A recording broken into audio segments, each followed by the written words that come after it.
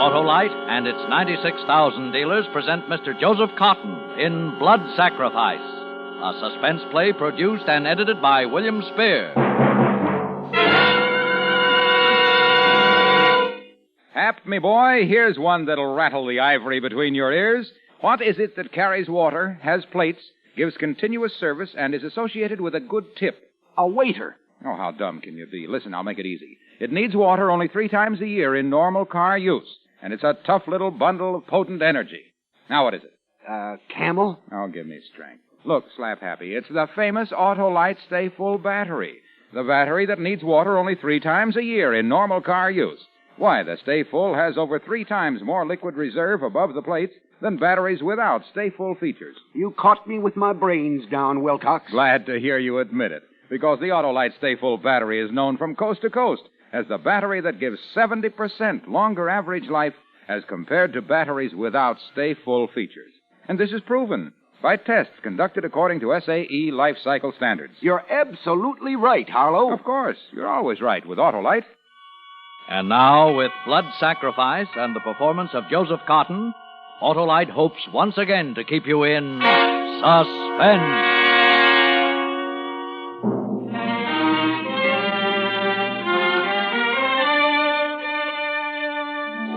His dressing room. Gary, his arm through mine, his great, beautiful voice purring assuringly in my ear. It's wonderful, Johnny, wonderful. 200,000. Why, they didn't pay that for Gone with the Wind. You're a success, boy, a success. A success. And well on the way towards being rich. On the marquee above the theater in lights, Garrick Drury in Bitter Laurel, and then in slightly smaller lights by John Scales. New clothes, best food, a fashionable hotel, new and fashionable acquaintance. And I owed it, every bit of it, to Garrick Drury. Everyone said that, everyone except Gary. We'd just finished seeing the men from the motion picture company. Gary had been charming, courteous, thoughtful, protecting my royalties, protecting his rights, and finally they were gone. Walters, Gary's valet, came into the room. Anything else, Mr. Drury? Not tonight. I'll pick you up in the car at the stage door at 5 minutes. Yes, sir. I'm going to see Mr. Scales to his taxi. Sure I can't drop you anywhere, John? No, quite sure, thanks. Glad to, you know. Oh, Walters. Oh, yes, sir. Bring along that play of young, what's his name, Ruggles, Buggles, you know who I mean. I promised Fanny Taylor I'd read it, but, well, it's perfectly useless, of course. We'll be playing Bitter Laurel for another 2 or 3 years yet. Eh, what, John? Well, come along.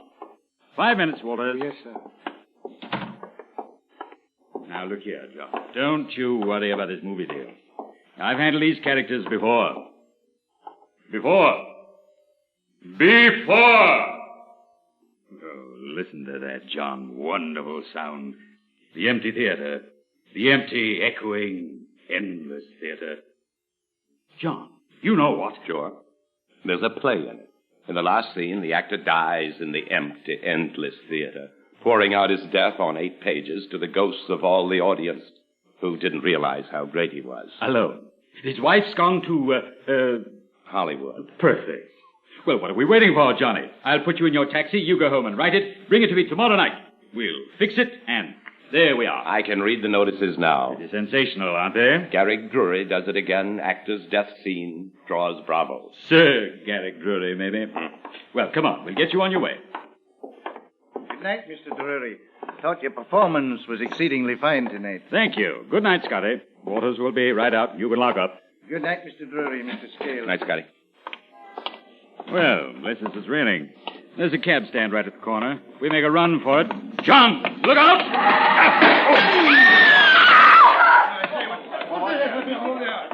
John, are you all right? I don't know. Knocked the breath out of me. My side. How about you? You all right? No. Here, let me help you. Bye. You are hurt. No. Just jarred up a little. No broken bones. Gary. Oh, my Lord.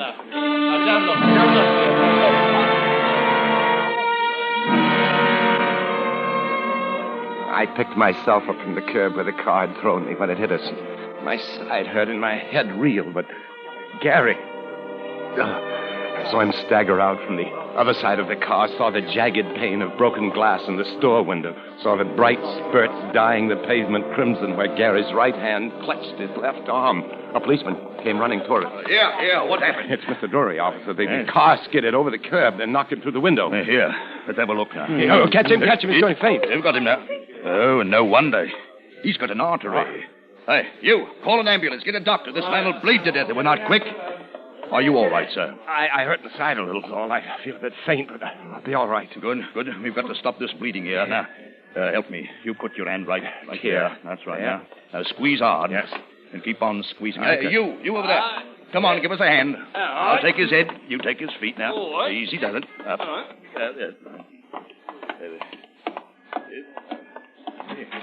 What happened? Mr. Drury. It's been an accident. Walters, here.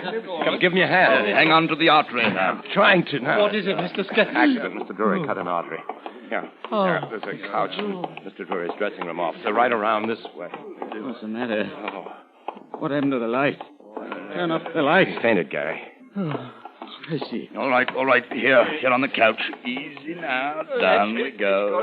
Now, you, get an ambulance and a doctor. All right. My left arm, huh? You suppose I'll lose the use of it? Oh, well, it's lucky it's the arm in play, isn't it, John? I can always go on playing Keith. Always.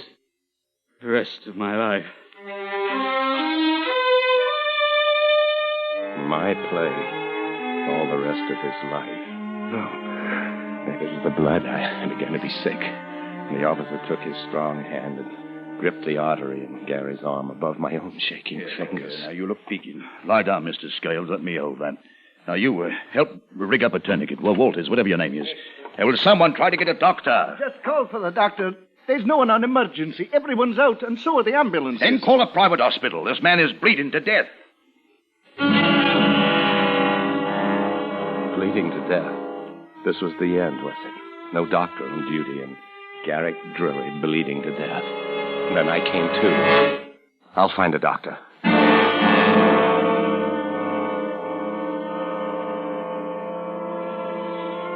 But it was 40 minutes before the doctor finally came. 40 minutes while Garrick Drury's life seeped out from the improvised tourniquet. The doctor set down his bag and took one look. We're still trying to get hold of an ambulance, Doctor. Oh, never mind. We couldn't move him now anyway. There's only one thing to do. Give him a transfusion right here. Yes. Well, first we'll make a decent tourniquet. I'll test his blood for type. Oh, by the by, wait around, all of you. I have to find someone among you with type of blood that matches his. Gary lay on a couch behind a screen in his dressing room. I say we were taking. And there was a plate on the table, one with a border of pink roses from which, during rehearsals, we'd often eaten hasty sandwiches. Now there were 4 round blobs of red on it. Blood. 2 blobs of mine and 2 of Gary's valet, Walters. Behind the screen, Walters was blubbering with grief while an intern, arrived at last with the ambulance, was murmuring fearfully. But, Doctor, I can't find his pulse. You can't. What? Wait a minute. Here, you idiot, let me see. Yes, of course, here it is. But we must hurry or we'll be gone. Steady now, Walter, steady. We know you love him. We're doing all we can. Now, let's go look at those tests. The important thing is to give transfusion as soon as possible. Let me give it, sir. I'll give my life for Mr. Drury. Let me give the transfusion. No. We'll see. I've already told you Drury's blood is type 3, very difficult. Can only give him a transfusion from someone of his own type or a type 4 universal donor. Anything else would be like giving him prussic acid. I only hope that you or Mr. Scales will do. We'll have to make sure. All right, now let me see. The doctor bent over the plate, pouring liquid out of vials onto the red drops. I stood where I'd been standing when he put the blood onto the plate before the intern's voice had cried out. Doctor, I can't find his pulse. Walters and the doctor had plunged around the screen to where Gary lay unconscious. I watched while the doctor finished with the vials. Then he picked up a grease pencil from the dressing table and drew a line across the plate, cutting it in half.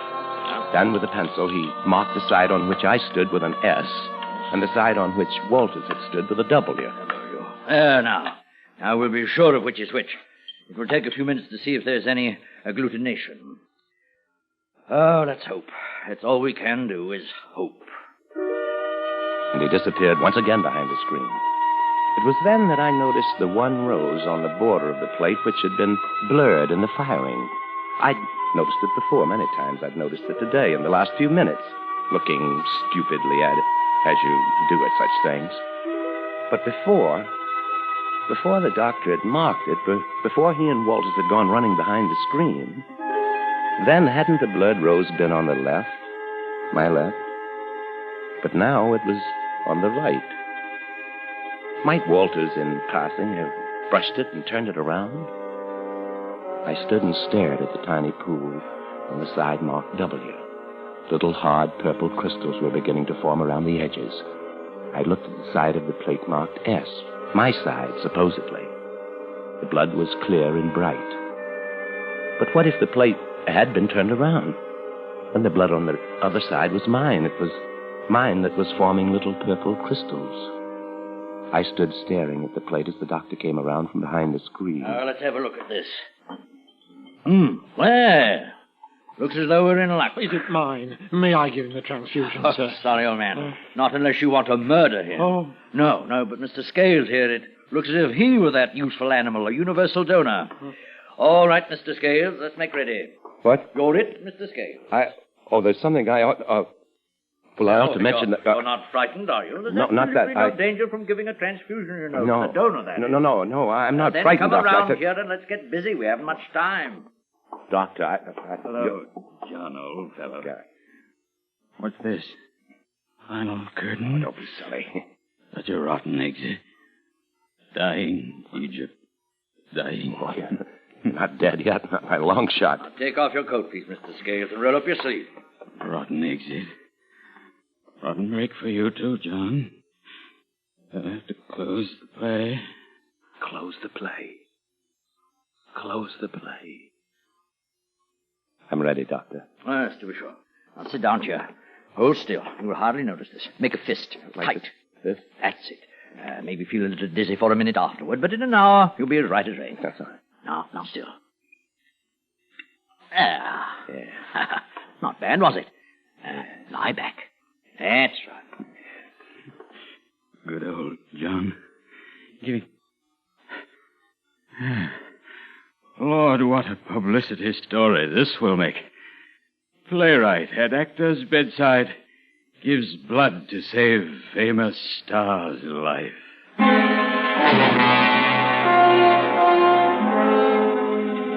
If he had kept quiet, if he'd only... It might not have been too late then. But then I knew that I would never tell the doctor. I would never tell anyone. I would only wait and see. The revulsion, the contempt, the hatred that had been caged up in me for that smiling, posturing ape on the couch leaped now, clawing at the bars, howling for revenge. Going all right, Scales? Yes. Yes, perfectly. Thank you, Doctor.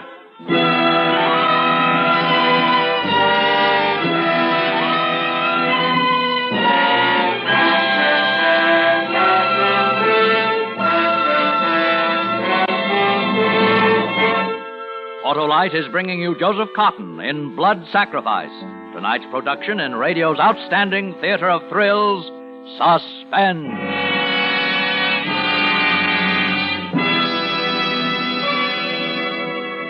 Now it's my turn, Wilcox. Riddle me this. What is it that lives a long time, has great power and endurance, and can store water? Well, that's easy, Hap. An Autolite Stay Full battery. Oh, no. Yes. That Autolite Stay Full battery needs no more water than a cactus, because it has more than 3 times the liquid reserve above the plates as compared to batteries without Stay Full features. Stop that, Wilcox, and answer my riddle. Now, let's see. Now, you mentioned long life. The Autolite Stay Full battery has a fiberglass retaining mat protecting every positive plate. That accounts for its incredibly long life.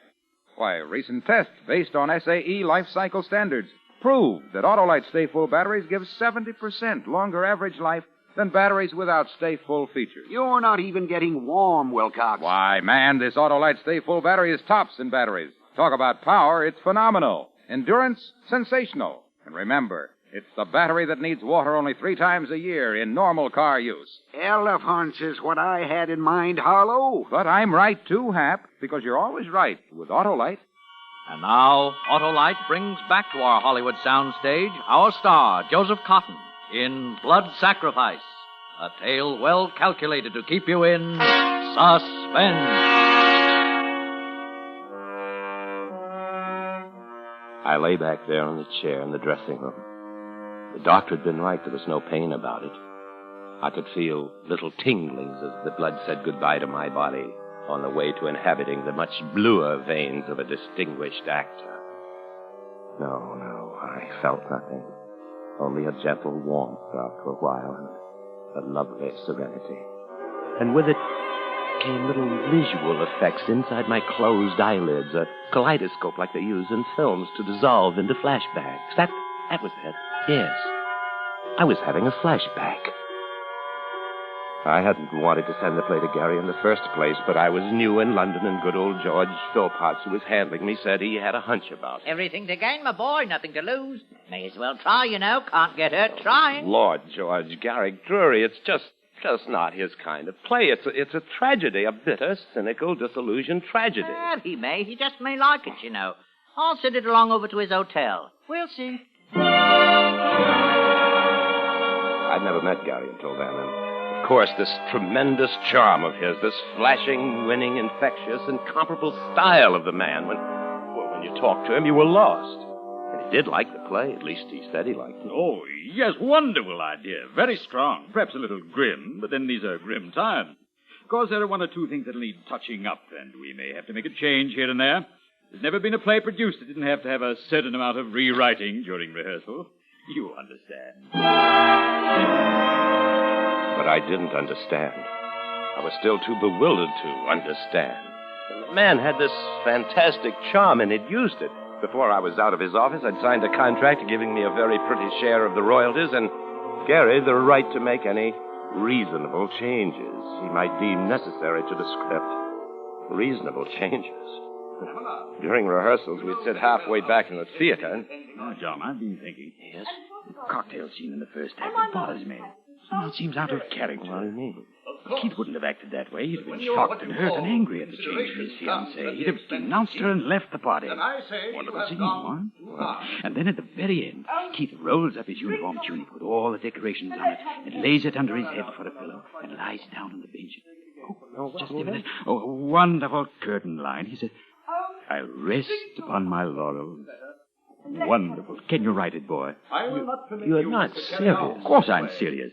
Now, look here, Johnny. This is your play. I'm only conservative. But that's not the play, Gary. It's all out of key with the rest of it. Oh, yes, that reminds me. I've been a little bothered about the ending, too. Oh, it's very dramatic, of course, but just at this time, it seems in a little bad taste. Don't you think? The play, altered, butchered, finally opened. We sat up waiting for the morning papers, and then they came. I read them, and I wanted to run away and couldn't. The voices of the critics saying to the public, "This broken-back play is only held together by the magnificent acting of Mr. Garrick Drury." Saccharine as it is, bitter laurel provides a personal triumph for Mr. Garrick Drury. Nothing in the play is consistent except the assured acting of Garrick Drury. Mr. John Scales has constructed his situations with great skill to display Mr. Drury in all his attitudes, and that is a sure recipe for success. We prophesy a long run for Bitter Laurel.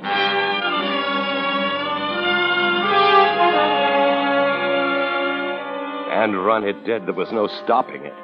I caught myself wishing Garrick Drury would die or lose his looks or his voice or his popularity so that the whole thing could be buried and forgotten.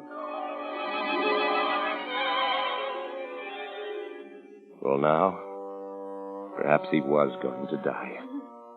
I watched the blood from my veins fill up the container. I thought of the blurred rose on the plate that might have got turned around.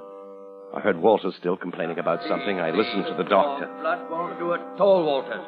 Lucky for Mr. Drury that Mr. Scales was around. Good man to have around. Universal donor. Blood mixes with all types.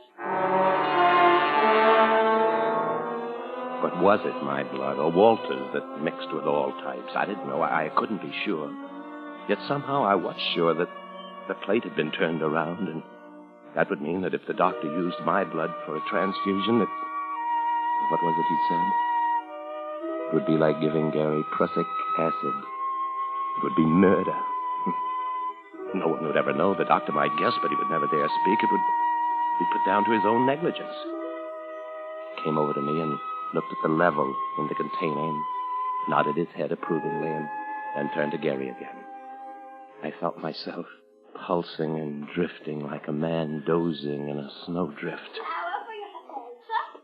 Flower for your left hand. Good evening, Florrie. Oh, good evening, Mr. Drury. Looks like rain, don't it? It does indeed. But then we can't complain. Well, John, you must let me run. Here, sir. Take a flower. Thank you, Florrie. The show must go on, you know. Bless you. Oh, good evening, Mr. Scales. Florrie, let me have a carnation. Yes, sir. 2 shillings, sir. Here you are. Send it on for you. Oh, thank you.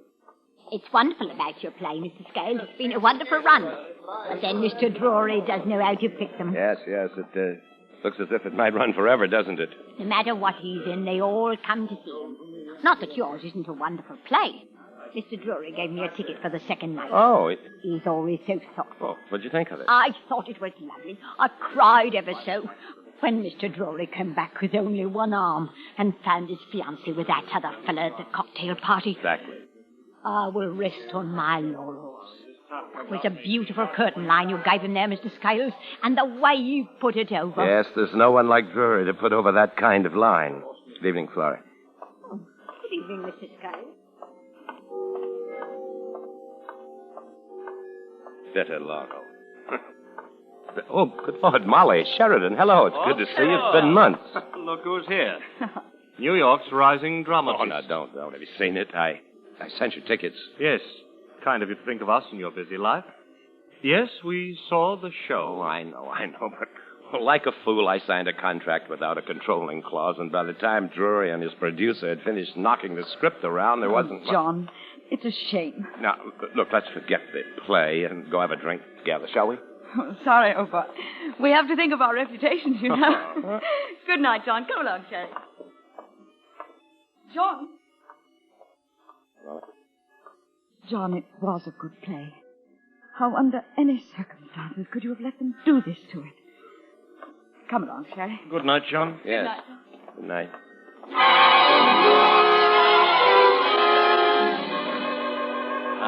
Fine. Almost full quart. That ought to do it. Feel all right, Mr. Scales? Yes. Good. Now we'll throw you out of here and go to work. The doctor ushered me out of the room onto the stage. I saw him disappearing around the screen with a flagon in his hands as I closed the door. Just as I thought. There were the reporters waiting. I sat down. I felt weak, not right at all. Mr. Scales, how is he? Yes, Will he live, do they think? Well, they think he may. They're giving him a transfusion. Oh, with your blood. Oh, what a story. No, please don't use that. Oh, yes, we know how you feel, but after all... I'm just doing what anyone else would do. He was my friend. I owed him everything. Well, of course, but you're a hero. You don't know how people feel about Garrick Drury. Don't I? Oh, incidentally, Mr. Scales, we hear you've sold the screen rights of the play. Oh, no, not yet. It was, well, we'd been talking it over tonight. But if anything happens to Mr. Drury... You mean we won't sell, huh? If anything happens to Gary, Bitter Laurel will never be performed again. My hands were wet and cold, and I could feel the perspiration running down my back. My head was light, and I seemed to be walking on air. The voices of the reporters were distant and indistinct. I felt the sudden need to lie down, to rest, sleep. And the door to Gary's dressing room opened, and I saw the doctor standing there. His face and his voice were blurred. Scales, will you come, please? What is it? He's complaining of a pain in his back. He did almost immediately. We started the transfusion. He's asking for you. Of course. I just don't understand it. I don't understand. We all did our best. So much hemorrhage, shock, cardiac strain. It's always a gamble, you see, when the operation is left so late. Sometimes there is a particular idiosyncrasy. I should have preferred a direct test, but that's no good if the patient dies while you wait to make sure. Mr. Drury. Oh, Mr. Drury. What is it? Where's Bran? Oh, his son. No, he's understudy. He'll be here in a minute, Mr. Drury. They're waiting. Bran. Fetch Bran. The curtain must go up.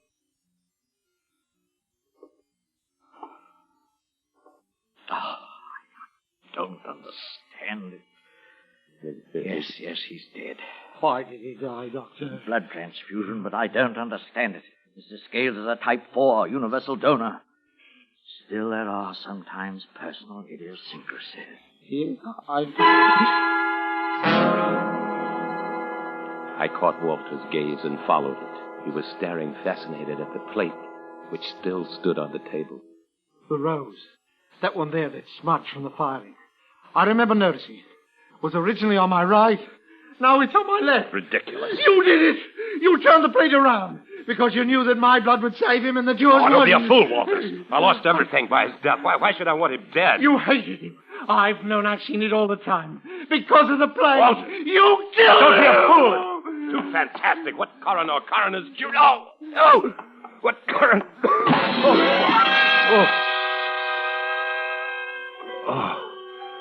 It happened. There. The roaring in my ears, the spastic constriction of my stomach. The room began to teeter and whirl. I staggered toward a chair. I could hear the doctor faintly as though from a long, long way off. What's the matter? What is it? Easy now. It's shock. No. Here, my side, where the car hit me. Where? Show me. Just here. Good Lord, man. Why didn't you tell us? You're hurt. Walters. Yes, sir. Tell them to bring in the stretcher from the ambulance. Quickly, man. Yes, sir.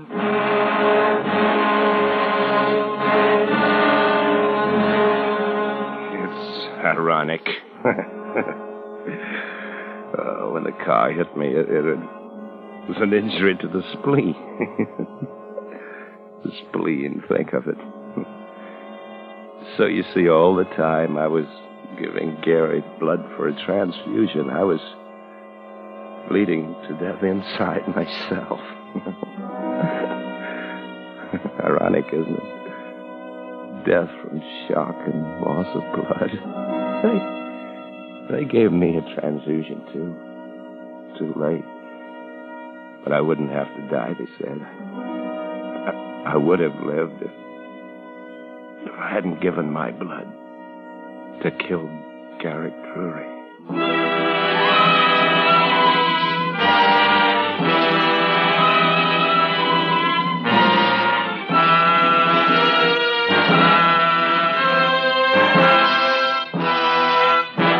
Suspense. Presented by Autolite. Tonight's star, Joseph Cotten. Simmer down, Harlow. No more of those explosive riddles. I'm exploding with good news, Hap. The news that Autolite makes more than 400 products for cars, trucks, planes, and boats in 28 plants, coast to coast. These include complete electrical systems used as original equipment on many makes of America's finest cars. Batteries, spark plugs, generators, coils, distributors, electric windshield wipers, starting motors, bullseye sealed beam headlights. All engineered to fit together perfectly, work together perfectly, because they're a perfect team. So, folks, don't accept electrical parts supposed to be as good.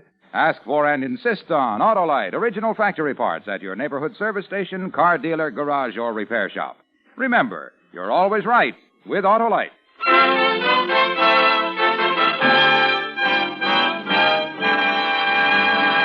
Next Thursday for Suspense, our star will be Cary Grant. The play is called Salvage, and it is, as we say, a tale well calculated to keep you in suspense. Tonight's Suspense play was produced and edited by William Spear and directed by Norman MacDonald. Music for Suspense is composed by Lucien Morawek and conducted by Lud Gluskin. Blood Sacrifice was adapted for radio by Malcolm Meacham from the short story by Dorothy Sayers. Joseph Cotten may currently be seen in the Carol Reed production The Third Man, a David O. Selznick release. You can buy Autolite Stay-Full batteries, Autolite resistor or regular spark plugs, Autolite electrical parts at your neighborhood Autolite dealers. Switch to Autolite. Good night. This is CBS, the Columbia Broadcasting System.